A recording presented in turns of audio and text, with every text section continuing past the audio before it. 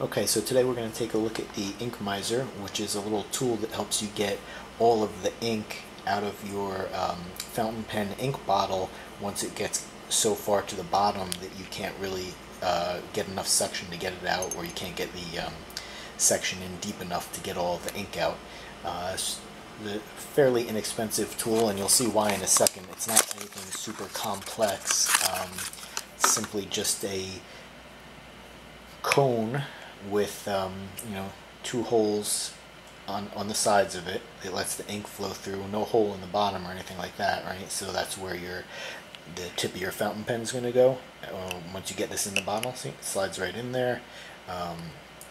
And it's basically the diameter here is going to fit in your typical Noodler's ink bottle, and it'll also allow you to close the bottle back up once you put this in there. But let's take a look at how it actually works. Again, here's that fountain pen ink bottle. This one happens to be Noodler's. It's just black ink. So as you can see, if I dip the fountain pen in here, you're not really going to be able to get it deep enough so that it can reach all of the ink that's in the bottom there. So what you do is you'll take your Ink Miser here, drop it into the bottle, and you can see that it's the perfect size so that it doesn't slide all the way into the bottle. It's always going to sit on top of the bottle's neck here, and it's not going to fall all the way inside the bottle. Simply put the cap back on your ink bottle, make sure it's nice and tight so you don't spill anything, and then you just take the bottle, flip it over a couple times to get the ink to fall into those little holes that I showed you on the side, and then funnel back down into the bottom of the cone that I showed you. Like I said, there's no hole in the bottom of that cone, so now it's all going to be sitting in that point at the bottom of the cone.